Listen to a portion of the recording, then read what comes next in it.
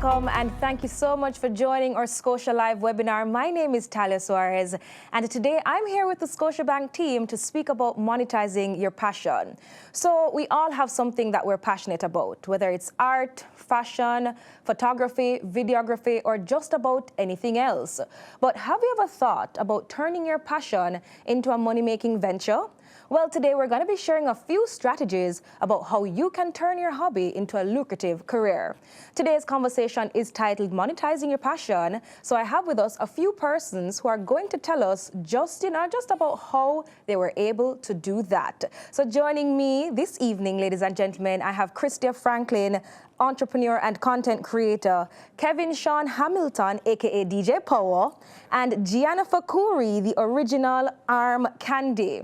Now today's essential. Hi everybody. Hi. So today's session is also on Zoom and on Instagram at Scotiabank Live. So welcome to our viewers. Thank you so very much for joining us. And I know that you're looking forward to an insightful conversation, lots of information. So be sure, yes, we're going to be sharing all of that information. But if you do have those questions, please feel free to send them in and we'll try our very best to address them. So let's get started with Gianna Fakuri, who turned her hobby of making bracelets, you know, just an everyday hobby, into a brand, the original arm candy. Yes. Hi, Gianna, how are you? I am great. Thank you for having me. Tell us a little bit about your story and how did you get started with your passion and turning it into a business? Okay, so it was post-Chick-V era, you know, the other C, and I was still having some issues from that, and I decided to research gemstones and their healing properties because I knew that they had some, but I really wanted to know more. And it led me to go ahead and order the gemstones, and then I started making bracelets to see if they would heal me. And I'm walking around with these bracelets, and people are seeing them, and they're just like, "Who made them? Where'd you get those?" And I was like, "I made them," and they're like, "So you're not selling them?" And so I started to sell them literally off my wrist. And then when it was becoming too often that I'd go out and come home without bracelets, yeah, I was just like, okay, we're onto something. So I contacted some stores to see if they would carry the bracelets. And I was pleasantly surprised that they said yes, because, you know, stores are a really good gauge as to what, because they're not going to carry something that they think won't move. Yeah. So when they said yes, I was like, okay, but I can't just sell things. It can't just be bracelets. Anybody can make bracelets. Why would I? No, that's not how it's going to work. So I decided it has to be a brand because, you know, brands are what they last, you know, and the loyalty, you know, you retain the customer base, all that. So I said, all right, it's going to be a brand, which means we have to have packaging, and we have to be extra with everything. So everything just kept coming after the other. Yes. All right. So let me go to DJ Power because I remember your story specifically. I remember I was a writer for the Teenage Observer, and when your story went viral, because at the time we didn't really use the word viral as much.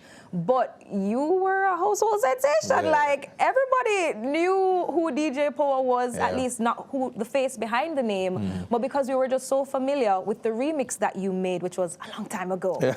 So tell me a little bit about how you discovered your passion. Well, I have been musical for basically all my life. My mom taught herself how to play the piano for church, and I heard that I started playing the drums from I was 2. So I've always been musical, specifically with the DJ stuff. I remember when Virtual DJ came out in 2003, a friend of mine, we were playing around with it all night. The same day it came out, I realized we were good at it, and as well as Fruity Loops. I don't remember when Fruity Loops came out, but with Fruity Loops, it's a rhythm creation or creating software. We played around with it. I realized I was really good with it, basically from the musical background. And then specifically the CrossFit, I was supposed to be in school that summer. I was completely bored. And Debbie Bissoon, big up yourself, Debbie. She sent me the clip and said, yo, what can you do with it? Yeah. So took it and played around with it. Just a big remix. Just big remix, yeah. And it changed your life forever. Yeah, it definitely did. The exposure, I learned so much from that. period, just about the business, about how media works, about even laws, the entertainment laws, contracts, and all of that. So one moment changed your life overnight. Yeah. And that's when, Bus can swim. Yeah, the bus can swim. Thank you, Christian. We're around to help. Listen, I can really see that was Christian's job, okay? Christian.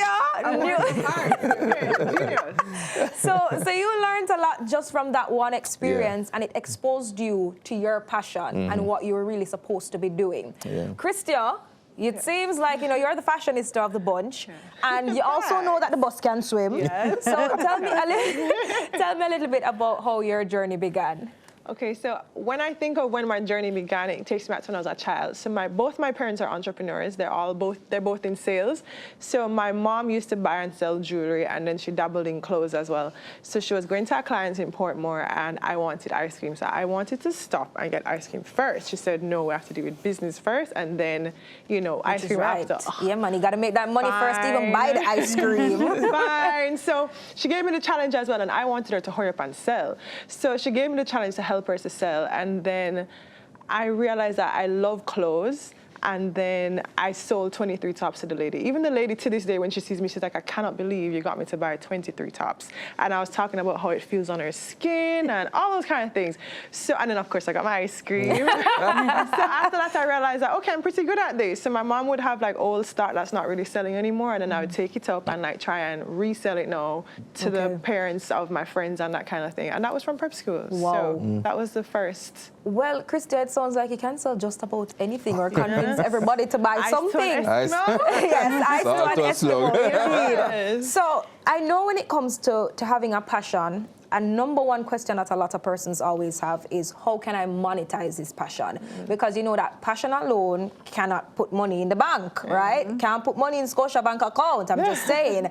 So tell me a little bit about how you went around, or how you went about turning your passion into money. Well, the biggest thing for me in turning it into money was understanding my costs. Okay. Because, and I think it's something, I think it's huge. I think it's what people really need to focus on the most.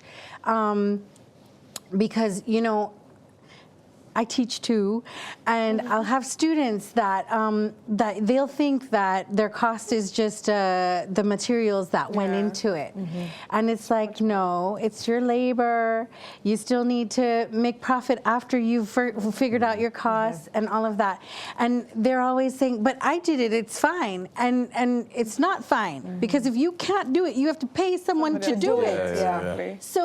So that needs to be so that needs to be in the price as well. Yes, because you need to keep going. Like you need to earn profits so that you can reinvest. You need to grow and change. You understand? So you have to understand the true cost of your product. I think that's the biggest thing in actually monetizing, because monetizing is not just getting back what you put in. Like it's actually, can I live on this eventually, even if not at the start, right? Yeah. So dollars and cents is extremely important. Yes. And keeping a track of that. Yes. How about you, DJ Power? How did you start monetizing your passion?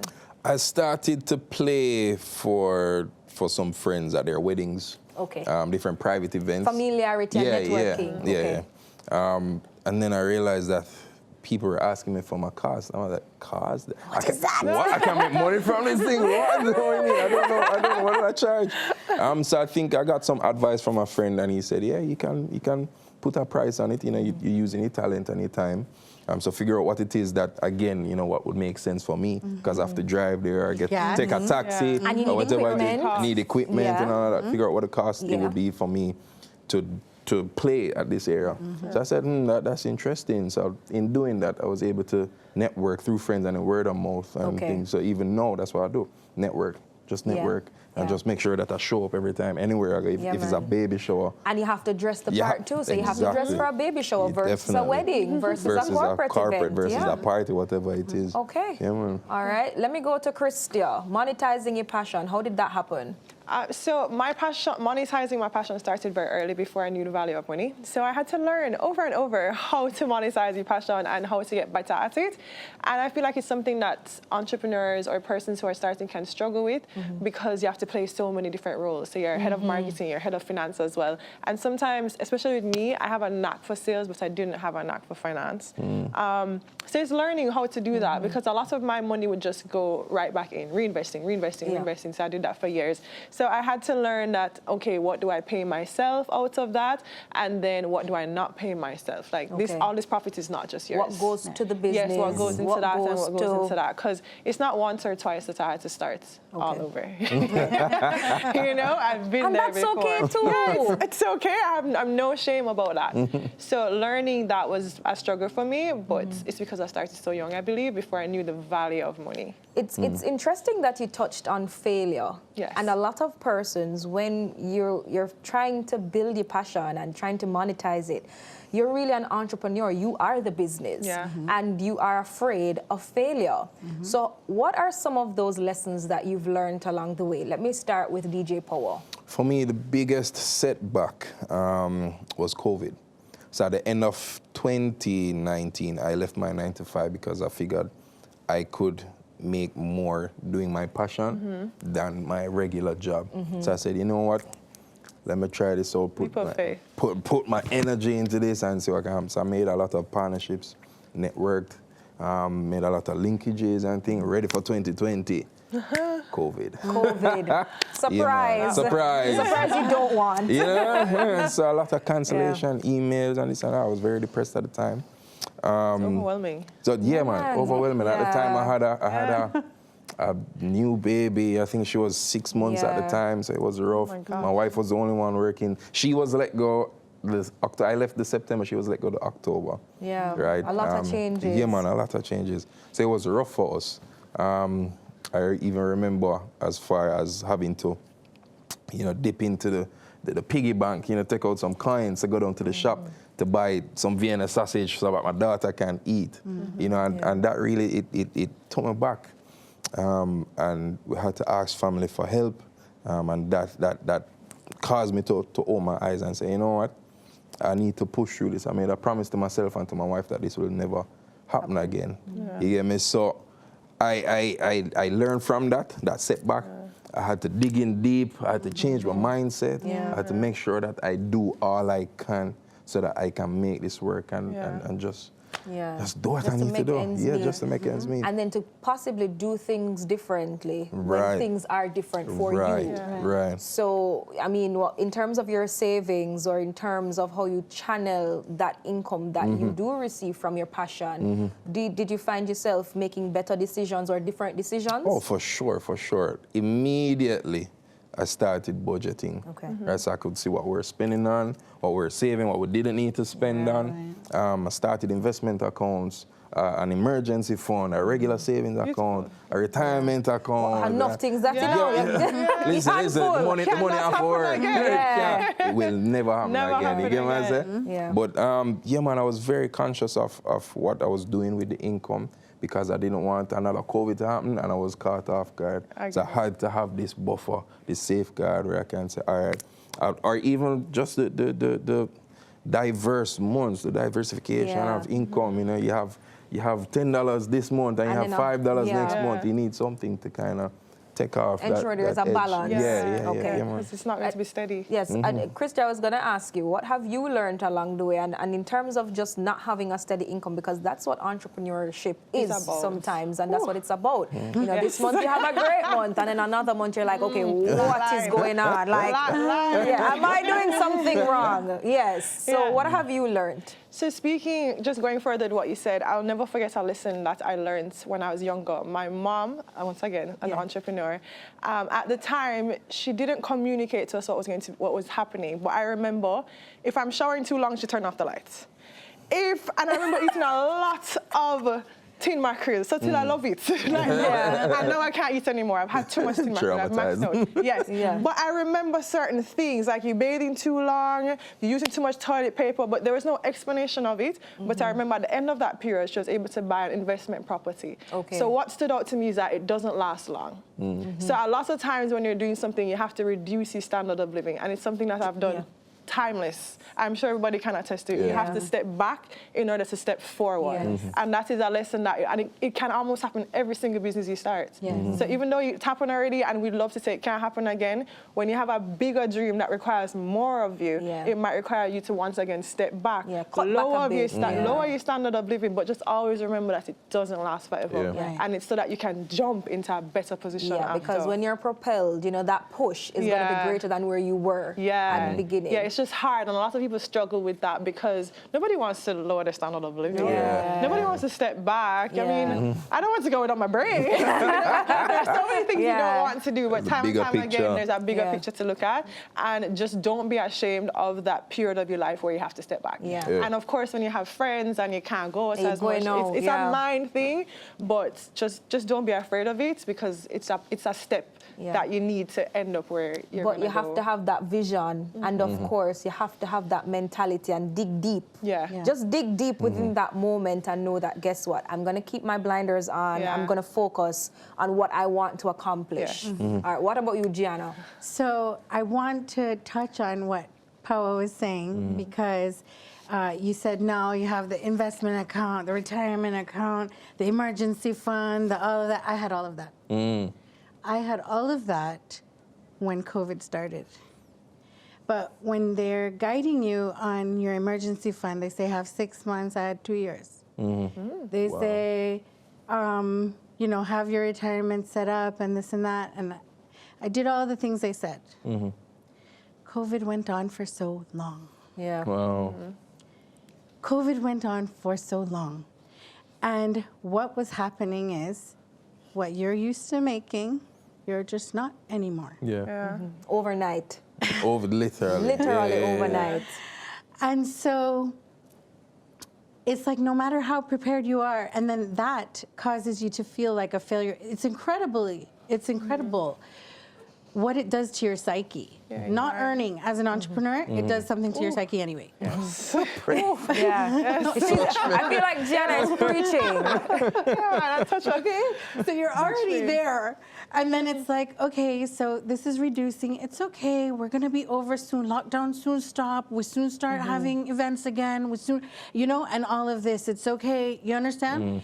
And you're telling yourself that. Meanwhile, you're not really, like each month you're getting more and more, you know, okay, what's happening? It's good. Things are getting, you're earning less. Okay, so this is January. Okay, February. All right, so I moved from -2 to -3. All right, so from -3 to -7. Oh, what's going on? So it keeps going. So and then you open up for a weekend, and then all of a sudden lockdown again. And you're like, what is happening? So Gianna, I mean, I've been hearing COVID, and COVID actually changed, you know, the way that we think, the way how we live, the way how we approach just life and people and business. And at that time, a lot of things went digital. So with social media and the use of the digital space, did that help you to, you know, propel your business? And did it help you to monetize your passion even during those difficult times? So it helped a lot of people. It didn't end up helping me because I peaked early. So, and that's possible when you're an entrepreneur. And it's a blessing and a curse, right? So if you're first mover, right, you capitalize off of the space. It's a great position to be in. But if you're peaking too early, as in you're way beyond your years or way ahead of the curve, what happens is by the time everybody else catches up, if you're not evolving and changing rapidly enough, you get left behind because people are over you at that point. Something new. People weren't over me, so to speak, in the broad sense of everything, but my website that I had put in 2017 to basically mimic the physical experience with me. So you could stack them up and you could put them online together and see how they'd look together. You could chat to Candy on there and she'd answer you in real time. Yeah. Specifically, she wasn't automated. It was like coming to my phone or a member of my team's phone. So it was a real person you were talking to. It was fantastic, but then everything became obsolete right at that moment when everybody went online. Okay. So when all those capabilities are no longer there, and those are what would set you apart from a normal Shopify site or a Wix site or anything like that, now you're just one of the bunch. Yeah. And at that point, everybody and their mom started making bracelets. I mean, it was their thing. And more power to them. Like, I love them because it shows that mine are like amazing. But yeah, so that was what was going on at the time. So you would think that I could have inched ahead, and I didn't. Yeah. And that was just the real thing. Now, what I did benefit from, though, was the relationships. Okay. Which I cannot stress enough, especially if you are monetizing your passion. The relationships matter.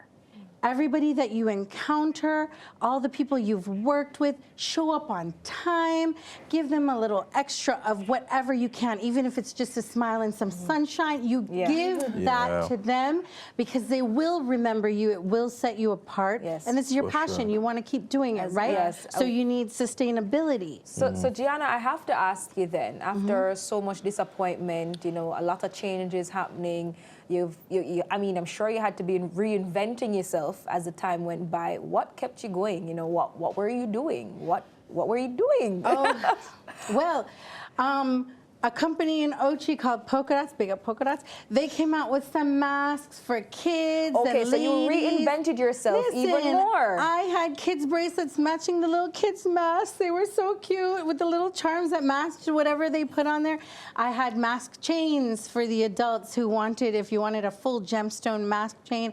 I did all of that. Okay. I kept in touch with people. How much custom? I got a lot of custom orders at that time because people were not going out to go buy something. So because they wanted to, they were indoors, and then they're like, you know, maybe they have a little more money to spend, so let's see if we can do this better. Like, so it was personal to them. Okay. So that helped. So Gianna, your process was a little bit different because instead of just doing bracelets, you literally transitioned into doing other things, other items, personalized items. So we touched on transitioning, but we also touched on relationships and network building. What about you, Christia? Because your passion actually fed into something else and it spiraled into something else. So from just fashion and business into what?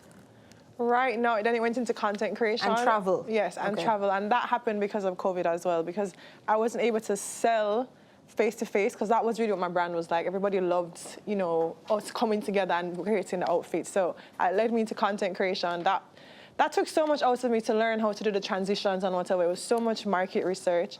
And then after, it's funny how COVID did different things. So it completely paused my selling of clothes. I haven't even started back, but I plan to. But that completely flatlined, and then I went into selling hats, and then that worked out really well because persons were going on vacation. That was locally made as well, so that did good.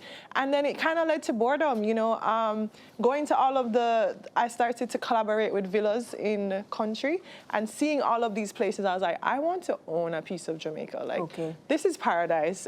This, I want to own peace. And my mother started to look into land. She had retired already, and then she booked up on, we were looking for land in Portland with a river, and then we booked up on this land in St. Mary, and we drove down there the day, and it's actually a 17th century Spanish fort.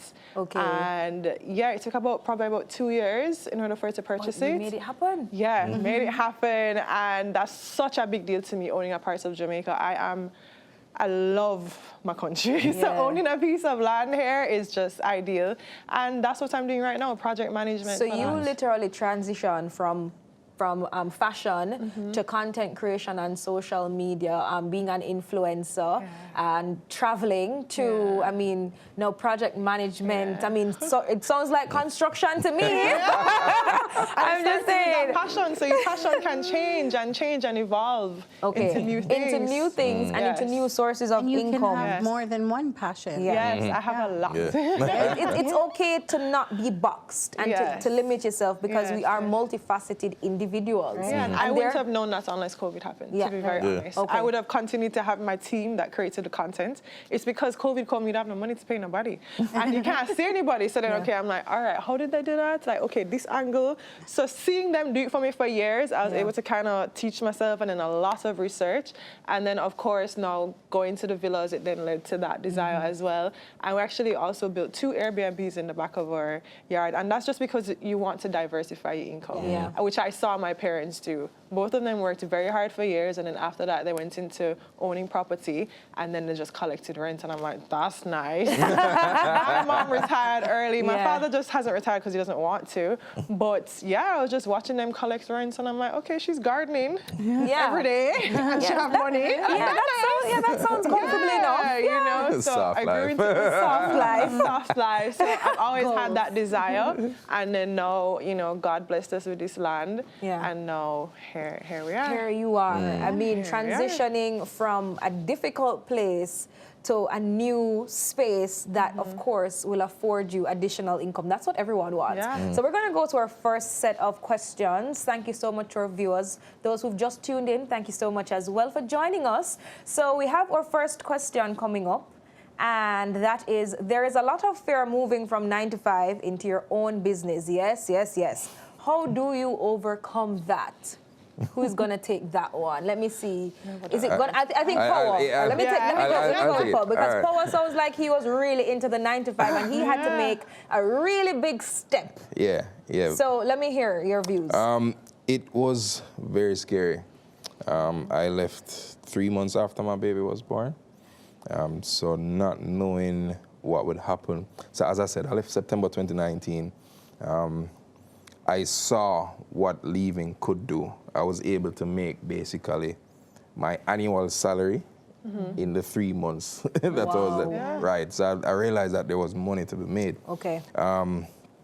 But the thought of, you know, leaving and then people turn their backs on you, they don't want to work with you, they forget about you, you know. And the steadiness of and the work. steadiness of the work.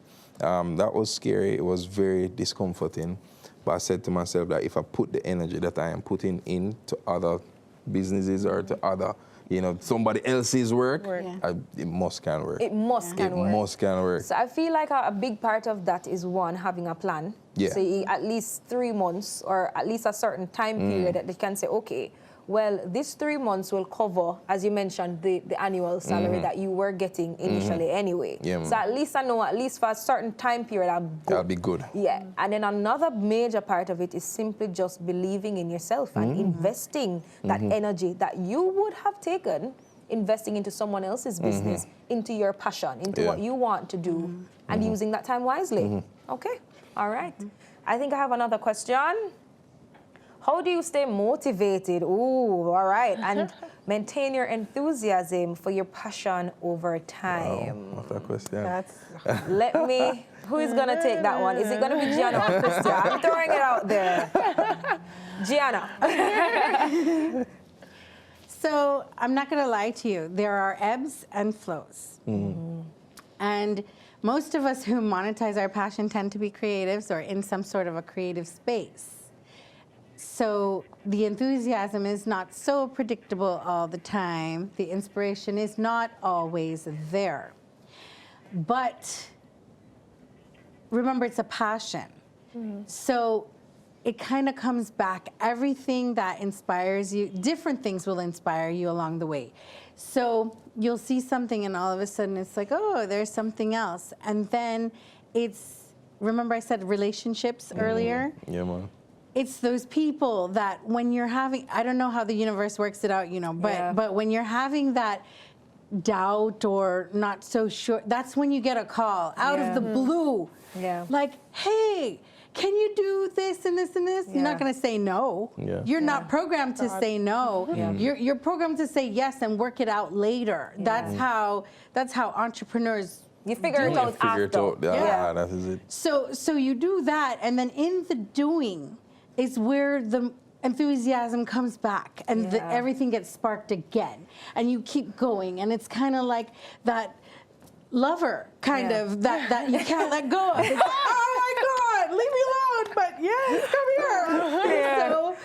So that's what it is, and you just keep kind of going and go, and before you know it, it's like, oh my gosh, like I thought this wasn't going to last, but it has. You know, Gianna, it's interesting that you touched on that, because a lot of persons, when we're having these type of conversations, we always hear stories like this. And the question then is, okay, is it really true that whatever you want, put it out into the universe. Put it out into the universe. Keep speaking it, keep believing it, keep thinking it, because it will come to you. And it's not only about thinking it, but I remember initially when, I just graduated law school and I needed a job. Even though we're not talking about a job, but I just wanted an opportunity to learn. And I remember everybody who I met, I told them, look here, I am looking for this. So if it comes across your way, Remember me. please to send it my way, and that is what you have to do. And that's how networking works. Yeah. That's how putting it out into the universe, that's what happens. Because when it is that somebody else, oh, but I know somebody who looking for this, or I know I have a function coming up. This DJ youth, him good in a man. This is him number. That's how the universe works for you. And it's okay to push yourself. It's okay to tell everybody, I am this, I do this, I am great at this, I'm passionate about this, I can offer you this. Because if you don't do it, who else is gonna do it for you? Listen, I had to overcome imposter syndrome. Yeah. Right? Many times people would say, you're good, you're very good at this. I wouldn't believe them until the other day I say, you know what, I am. You are. Yeah. And not in any prideful way or anything, but I'm you have great. to believe in yourself. And you sometimes know? you give yourself exercises. Right. Like I remember in high school when I decided that I cannot continue to be this shy person anymore. And I would challenge myself every single day in high school to introduce myself to somebody new. Every single day. And it was treacherous, for me to do it. But I just knew that I needed to change parts of me to become the Christian that I want to be able to be successful. Indeed. Yeah. So I took that. And you cannot be shy and be successful. It's not part of it. Yeah. So we actually touched on setbacks and failures because we've been talking about COVID. So I want to actually ask you, DJ Paul, because you gave us a little, backstory about your experience with COVID, and that was a major setback. Semi-failure during that time period for you. How did you manage to keep going? My family, honestly, and the promise I made to myself and to my wife. I decided that I need to get out of this imposter syndrome situation, because it wasn't helping. Just like Christian, you have to come out of your comfort zone in order to be successful. Yeah. And just like you said earlier, Talia, nobody is bringing anything to you. Nobody's bringing You have to go for it. Yeah, you have to go for it. You have to go for it. So tiring. It's absolutely draining, but you have to go feed. Yeah. You know what I mean? So you have to put yourself out there. Yeah. And as Gianna was saying earlier, the networking, the relationships, for me, what I do, I show up every time. So it's down to what I wear. Showing up as your best Showing self. up as your best self. Yeah. Down to what you wear. the You get me what I'm saying? The fit. The music you play, the relationships, how you talk to people, following up with clients, all that stuff like that. Yeah, showing up as your best self. And I think that someone asked me that question the other day, and I remember they're saying, how do you manage, especially, public and being this and being confident? And I said, well, if you're going to be confident with anything, even if it's a subject that you're doing, even if it's bracelets that you're making, you're styling someone, you have to get comfortable with it. And to get comfortable with something, you have to immerse yourself in it, which is learning more about it, researching, trying to be better than you were even yesterday. Yeah. And so when you do experience these failures, and these setbacks, you're saying, okay, did I do something wrong? It's okay to analyze yourself sometimes so that you can be better. What about your setbacks and failures, Christia? Because I'm sure you've had some, because you mentioned quite a few passions that just kept, you know, transitioning from one to the other. So talk to us a little bit about your failures and setbacks. How did you overcome them? So persons ask every day, like, do you face challenges every single day? And it's something to talk about every single day, especially in this new passion of mine.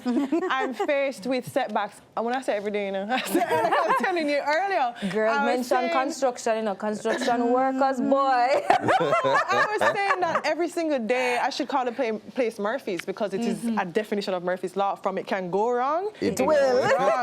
Right? So having the right attitude and praying, I don't leave out my Lord no time, no day. I cry to him all the time. He must have tired of me. And having the support system, as I said, it's a family business, and my mother, my brother is there for me as well. And social media. Social media actually helps. Like, I've created a little family there. Oh, I love them so much. They keep me so motivated and to keep going. And then I just do other activities. Like, I go to the gym. I feel like the gym helps you to get in that motivated mindset. I need have that one. I'm just saying. So I found different things that just help me to keep going because this is a new field for me. I have no background in it. I have no help in it. The reason why I'm even ended up being a project manager is because it's so far and the workload is so heavy and contractors are so high in demand. They don't need my work. They don't need it. They don't need to go to a place that has no signal. They don't need to go and work on this horrible, hard building. So they don't need it. So I couldn't just keep letting it stay there. So then I had to step into that role. And it's scary, and it's hard, and it's challenging every single day. So I face failures all the time. I bought tiles the other day, just a little story time. So I bought tiles the other day for the outside, spend more money, you know? And the tiler, I prove it, you know, and then after that tiler's gonna say, you know, I don't think it was a good idea because it's outdoor, and then after a while, the elements going to just mash up your tiles. After I'm gonna spend more money, you know?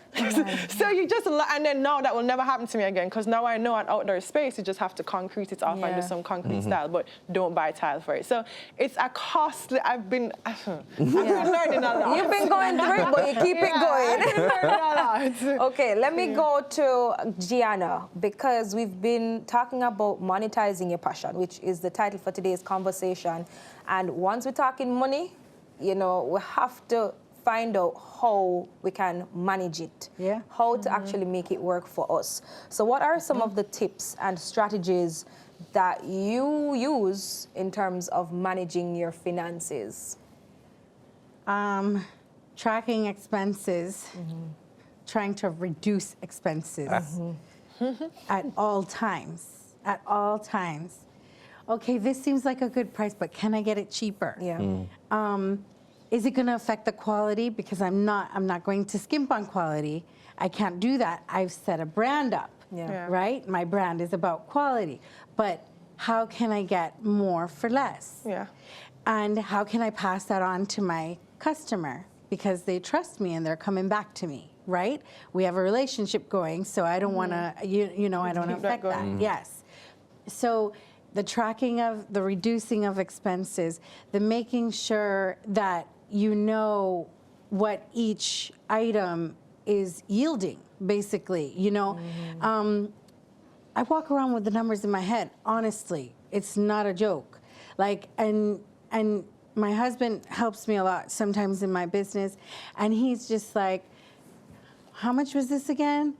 And he'll make, like, even the smallest, he'll make a distinction. He'll say, but why is this and this? And so you can see the difference. And I'll explain to him, well, it has to be because, remember, at the end of the day, you have to remember you have to pay your people, you have to pay for this, the shipping, the that, you have to everything. You have to take into account all those overheads that you have to spend. And you have to make sure that you can cover them because there's nobody out there trying to help you. Right? So it all falls down on you. So you're just like, okay, make sure you know this, okay, this and that. You understand? So at the same time, you want to keep your customer happy. So it's that balancing act of just knowing you have to pay attention, be present and focused about the numbers. It's not child's play at all. So just in case something fluctuates for whatever reason, you know what's going on and you know how to maneuver that situation. So of course it doesn't affect your customer and then affect the relationships that you've built over time. And another money management tip is to reinvest. Okay. I talk about it all the time. So you make a little extra. That's how I was able to grow to where I am today, is because the money that I would make from that very stage one, which was, when I say I used to sell my mom's old stock, it was like little figurines that you hang up, nothing to where I'm now. So, but that money was always reinvested and starting to do something new that the profit margin would get wider and wider and wider. So I was always investing in something else that, okay, I can make more profits on this, so let me put my money into this. So that's a part of money management, being able to reinvest your money, and that's how you end up expanding your business. And then when you have a surplus, now you can start another business, and you can increase your levels, your types of income. Yes. So reinvesting is very important. And if I'm sorry. That's fine. I want to piggyback off of that. Analysis is very important as well. So when you're deciding to reinvest and what you're going to reinvest in, it's important to weigh the different investments that you can make to see which one will yield more in a shorter time, so that you have more to then reinvest in something else, so that you can get to your goals. So it's not just, oh, this is a good idea, or I like this idea. It's like, but what's the lower hanging fruit, and what's going to bear me more fruit? For me to invest more in that. Okay. Has the income from your business provided you with greater financial stability or security? Let me start with Power, because I haven't heard from you in a while. Definitely. I mean, from the get-go, being able to make the annual salary.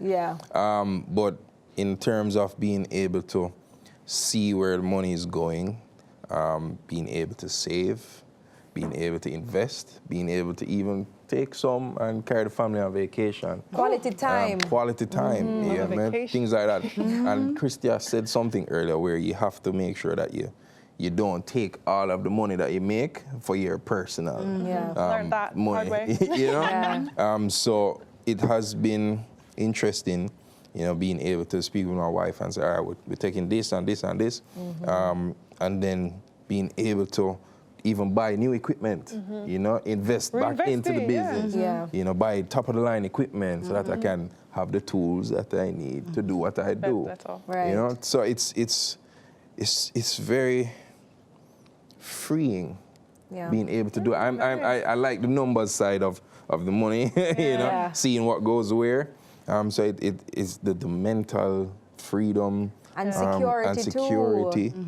You get me? Even though it's not the same every month, just being able to having the savings, helps that as well. You get me? It's much more freeing now than before. Okay. What about you, Christia? Any security, stability in terms of your finances? Yeah. So the difference with me is that, when you're growing up, you think that your household is the same household that everybody's in. So I didn't really know about persons like working 9 to 5s. I know that sounds crazy, but because I saw my parents, how they did, that's how I thought the world was. So because I don't you just knew entrepreneurship from the get-go. Yes, from the get-go. So I don't really always have much to compare it to, because I've never worked a 9 to 5 either. I've never worked for someone, so I've always been in entrepreneurship. So this is the only feeling I know. But as you said, like, I can know that I have a freer life when I would compare it to other persons who I know that work 9 to 5. But I just also know that entrepreneurship built me. It grew me. So I am who I am because of business and because of the trials that it has put me through and all those kind of things, because I've always tried it and I've failed at it. And as I said, like, it's what taught me the value of money. You guys knew the value of money before. So I had to learn a lot and I had to make a lot of mistakes.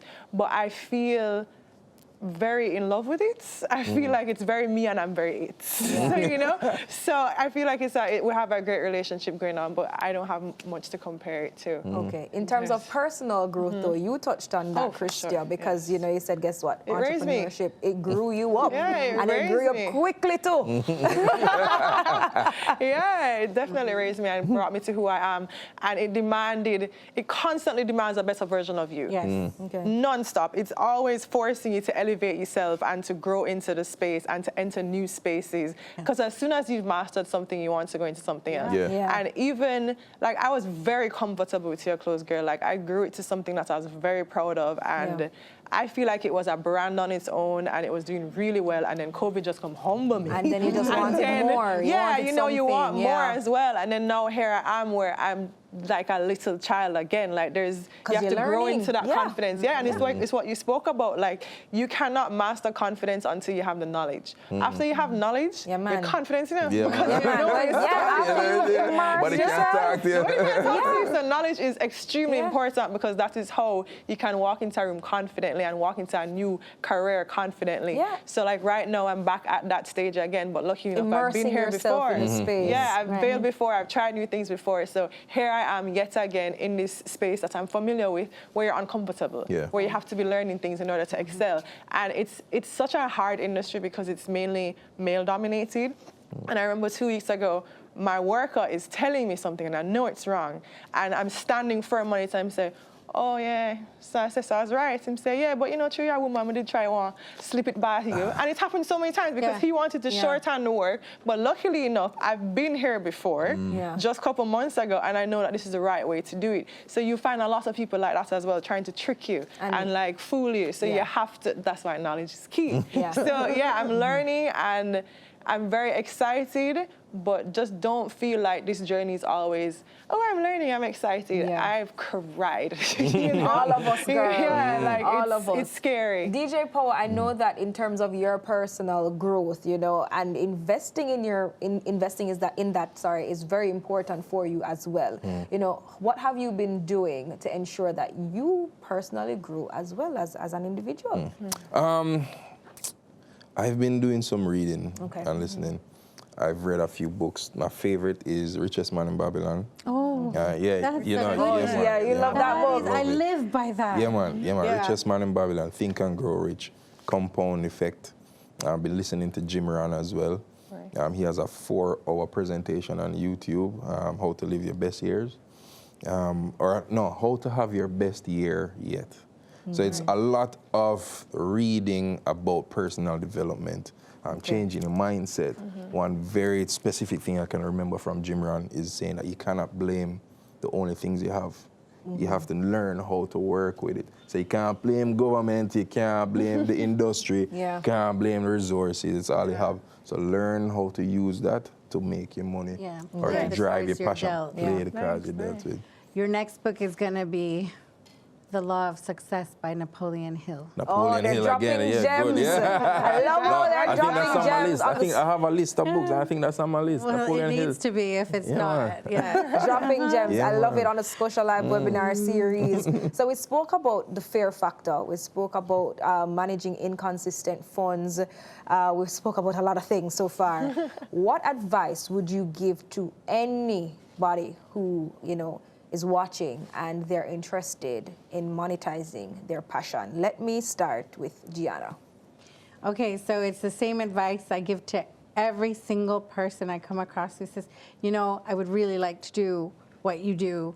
I would really like to get into something for myself. Start. Start wherever you are. The conditions will never be perfect. Do not wait until you have X amount of money. Do not wait until you have X amount of help. Do not wait. You start and you improve every day. Every single day you look at what you would like to do better, what your business is lacking, what it needs, and you improve every day. That's your one job. And I promise you, you will get there.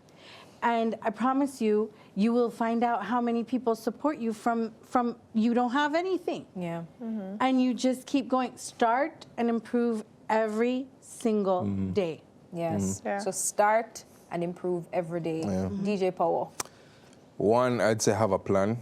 Of course, you can't just jump out without knowing what you're gonna do. Have a plan. Once you have the plan, start. Start. Don't wait on anything. 2, believe in yourself. Belief in yourself is, I think, the biggest driver for anybody's passion. Because you cannot do anything, you cannot be confident if you don't believe in yourself. You get over the imposter syndrome mindset. Believe that you can do it, and if you believe enough, you're good to go. You're gone. You're gone. Gonna lead. Gone. Gonna lead. Christia, how about you? I would say bet on yourself. I mean, I feel like they covered it all, but I always tell persons, like, if you're working somewhere, your boss has confidence in you. Like, they are betting on you. They're taking a chance with you, so why not take that chance with yourself? They have some confidence in you, so why not have that confidence in yourself and, you know, step out there and do your own thing. So I would say just try, you know, on the down days, reach out to somebody, because you always have a support system. And just, believe in yourself, as you said. Just do it, as Just Dion do it. said. Just do it. start. Just do I it. know you've Just had some do it. amazing stories throughout your years, you know, in your career. What would you say is that milestone that you've achieved through monetizing your passion? Any special stories? I mean, we touched on the failures, so I have to hear like Some the goodness. yeah, man, I have to hear your successes as well. Yeah. So let me start with Gianna. What about you? Any success stories? Yes, I have a lot. So I'm really proud of the fact that, you see, when you do what you love and when you're doing your passion, as I said, you don't have to have one passion. You will go into other passions, and it gives you the confidence to do that. So, like, I'm very happy. My milestone is I went into a whole nother realm of something I didn't know, just like you, something I didn't know anything about. I started a brand a year ago called Lyrics Lather. It is sensitive skincare, gentle enough for a baby, but suitable for everyone. It treats eczema, psoriasis, dermatitis, skin discoloration. It's all that goodness. My son is Lyric. He was born during COVID. And he had eczema. So we got with a microbiologist. We figured out formulas. Once they worked, I said, I'm going to make a brand of it. Well, I can make brands now. Like, this is my thing. Right? So there's that, like, just completely branching out into something you don't know and taking those steps. So that's a huge milestone for me. You know, and then there's when you actually monetize, when someone else can actually monetize your brand, like, for a good purpose. So for me, you know, I've partnered with Sigma with their charities and stuff like that. You know, you have years where they sell 3,500 plus of your bracelets, and you know that a minimum of $2 million went to children's charities. Making a change. And this is, listen, touching lives. off of my selling them off. And then you have, like, Angelina Jolie was here the other day. No, I mean, Gianna. And she buys Lyrics Lather. Hey. And you're like, whoa. It's just like, hey. So, I mean, milestones, listen, and then that's the spark of enthusiasm that you need again and again and again. And That's that the keeps you lover going. dragging you It keeps you going. It's like, hey, okay. I love it. I love all the success stories. I think that we're almost out of time, so I have to get a few of my questions in from some of our viewers. So let me hear it. Let me see it. How can you acquire funds to help you make your passion realized? Who is going to take that one? Probably Power. Reinvestment, I guess, and also seeking help, whether you have to take a loan or from family members. Or even from the 9 to 5 Or that even you from work. the 9 to 5, exactly. Yeah. Start small. Yeah. Man, you Start can't jump small. in. Yeah. Don't expect to have it all at once. Yeah. I was, can I say this? When I ordered my first gemstones, I was literally on my phone. Good thing it didn't fall in the toilet. I was on the phone in the toilet, and I'm there. Oh, this one, and it was. I spent $100. Like, it wasn't. I didn't spend a lot of money. Yeah, but you started from somewhere. Yeah. Just with something. Yes, and it wasn't like, oh, I need a lot of funds. Well, I didn't know I would need a lot of funds. I didn't. I mean, I was just doing it. Yeah. Right. Yeah. But that's how it started. Yeah. I mean, how many businesses can you start? Like, you know, people always think, oh, let me write a business plan and get. I'm not saying don't write a business plan. Write a damn business plan. Excuse me. Yeah, write a business plan. But you know, you don't need $10,000. Like, start small. Just start small and let it grow with reinvesting, you know, with just redirecting that money with saving and accurate budgeting. So we can either start with money from the 9 to 5 or investment. Right. Yeah, a loan. Right. All right, let me see. We have some more questions coming in. How do you get people excited about your passion when it's a little unorthodox or not as familiar, with our culture? Do it and do it well. Do it and do it well. Let me hear you, Power. find a way to make it yours. Don't worry about anybody else. Okay. The people that will like your stuff, they will like your stuff. will Which like your camera? stuff. The people that like your stuff and like your style, Yeah. they will find you. Don't worry about anybody else. You They will will have. find you. Yeah. You will have your customer base. What about you, Christian? And people like new things. I mean, Yeah. how many Different. persons joined Thread last night? It's Yeah. Yeah, we're 5 just million. saying. Yeah. And it's people new. like new things. It's Yeah, new. as you said, unorthodox is new. So it's going to pique somebody's interest and just run on that and create a brand out of it and package it nicely. Package it nicely. Okay, more questions coming in. Let me see. Sometimes we have multiple passions. Yes, we do. How do we decide which one or which ones to pursue when there isn't time or space or resources to monetize them all? I can tell you, pick one first. You have to start with one. Yeah. Pick one the first. I mean, whichever one you may can afford more at the time or you're passionate about more at the time, just pick that one. Definitely. And then Run with it. Yeah, run with it. And then when you start, you might realize that, guess what, it can fund or fuel or provide you with the time to start the other passion. right. And then that's just how it keeps going and Yeah. flowing and flowing. I mean, I didn't want to answer that question. I don't know if anybody else that's exactly wants to ask anything else. That's good, But I man. mean, you just start with one, whichever Yeah. one you can afford more at the Yeah. time. And then just let it fuel and fund the other. You will be afforded the time and the money if you do that one well. Yes. Yeah. All right, let me see the other one. Oh, any more? All right, let me see. My viewers have lots of questions. What would you tell an entrepreneur who currently operates business online about a physical space? How important is it to have physical space? I think I want Yeah. Christian It to depends answer that on one. what your business is. Yeah. It depends on what your product is or what your service is. And just find out, like do some research to find out if a physical space is actually needed. Yeah, that's what I would really do. Like it really truly depends on what you're selling. Because Okay. not every single product needs a physical store. Okay. Gianna, I know that you are in other people's physical Yeah. spaces. You might not have a physical space of your own. So maybe you can touch on that topic, you know, where it might not be your own physical space, but hey, you might partner Yeah. with someone. Or Or you pop up. I do a Okay, lot pop up. of pop-ups. Yeah. Okay. I do a lot of artisan fairs and markets and that sort of a thing. Yeah. I am 100% with you on it depends on the kind of business. And I know a lot of people tend to think that a physical space kind of lends more credibility to your business. Those days are gone. Okay. That's not where it's at anymore. We are so online and so digital, so global that your credibility is in the service you provide. It is in the product that you deliver. Yeah.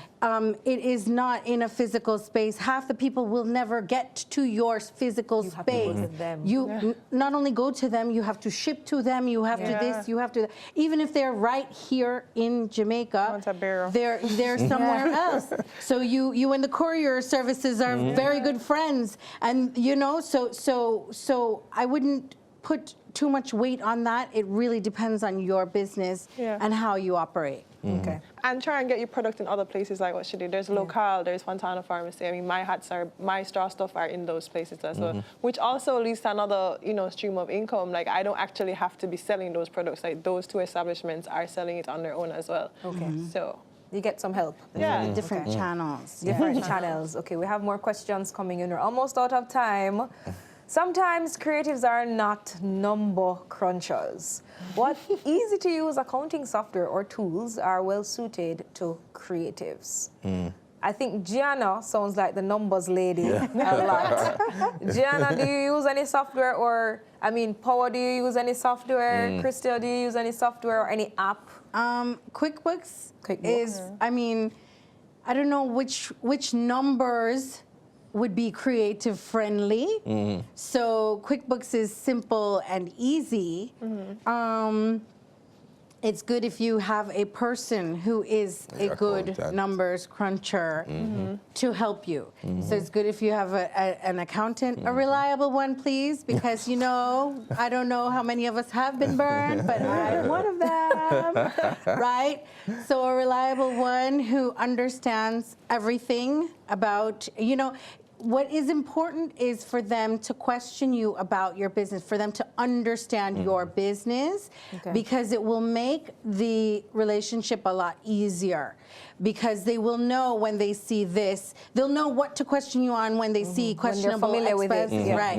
And then they'll know what not to, because they know what it's for. Okay, but in terms of not having an accountant and you need an app, QuickBooks is what you use. Because you have an app on your phone for it, you can scan in your receipts. Or which one? When you have a website, Shopify kind of, all information is there. Okay. So it's easy for you to do your bookkeeping and that. They have a kind of back thing. end. Yeah, the back end is really user-friendly. All right, so I think I have another question. How are you investing and preparing for the future, and what advice can you give about creating your own product or service or brand, as well as brand you? So how are you investing and preparing for the future, and what advice can you give about creating your own product or service brand, as well as brand you? So I think that's a two-part question. Yeah. Gotta break it So down. investing and preparing for the future.